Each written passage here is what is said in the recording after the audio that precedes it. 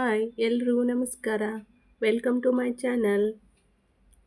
ಈ ದಿನ 4ನೇ ತರಗತಿಯ ಪರಿಸರ ಪಾಠ 2 ಸವಿಜೇನು.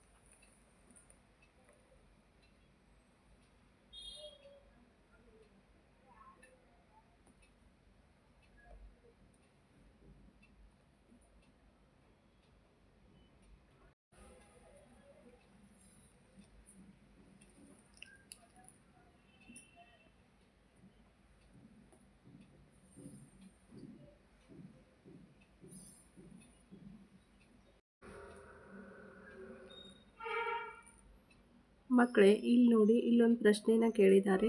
ನಿನ್ನ ಮನೆಯಲ್ಲಿ ಜೇನುತುಪ್ಪವನ್ನು ಉಪಯೋಗಿಸುತ್ತೀಯಾ? ಏತಕ್ಕಾಗಿ ಉಪಯೋಗಿಸುವೆ? ಹೌದು, ಪ್ರತಿಯೊಬ್ಬರ ಮನೆಯಲ್ಲೂ ಏನು ಮಾಡ್ತೀವಿ? ಜೇನುತುಪ್ಪನ ಉಪಯೋಗ ಮಾಡ್ತೀವಿ.